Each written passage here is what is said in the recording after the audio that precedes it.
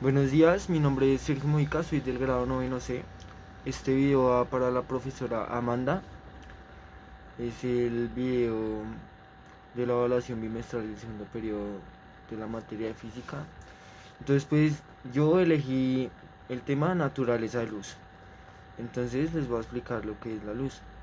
La luz se puede decir que es un agente físico que hace visibles los objetos.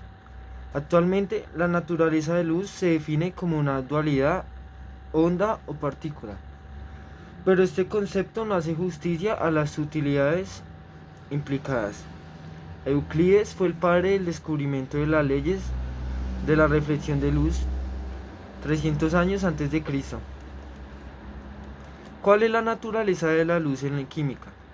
Maxwell se basó en los estudios de Faraday del electromagnetismo y concluyó que las ondas luminosas son de naturaleza. Una onda electromagnética se produce por la variación en algún lugar del espacio de las propiedades eléctricas y magnéticas de la materia.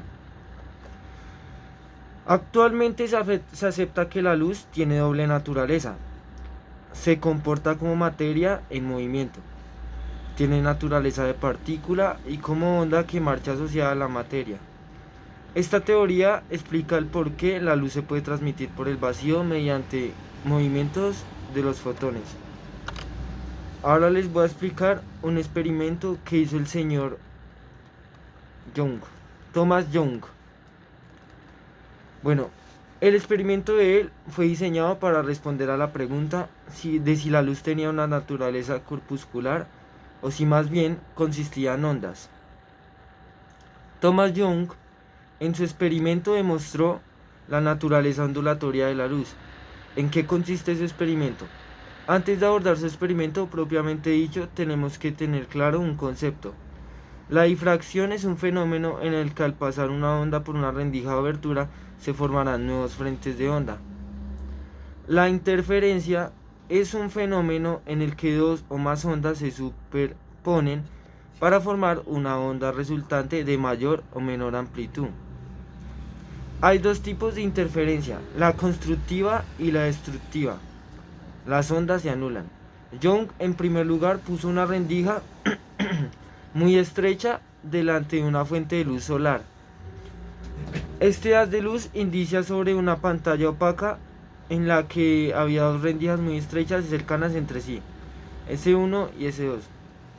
Entonces está la luz y la rendija. La 1 era la rendija, 2 luz recogida en la pantalla y 3 la distribución de intensidades.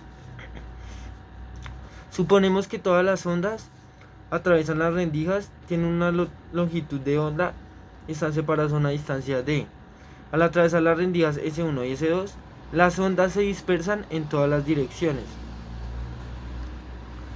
El resultado de esta interferencia constructiva es un área brillante en el centro de la pantalla.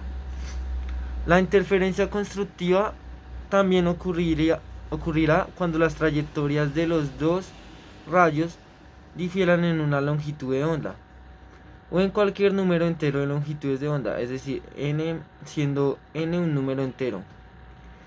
Las interferencias destructivas ocurrirán cuando un rayo recorre una distancia adicional entre media longitud de onda o n más 1, 2, siendo n un número entero. En este caso las ondas estarían totalmente fuera de la fase al llegar a la pantalla. Entonces, al sumar las amplitudes de onda, daría como resultado una amplitud cero. Y pues, ahí les expliqué el experimento del señor Thomas Young. Les dije que era la naturaleza de la luz, cómo se desarrolla en química. Entonces, pues, hasta acá va a dejar el video. Espero les guste el video, profesora Amanda.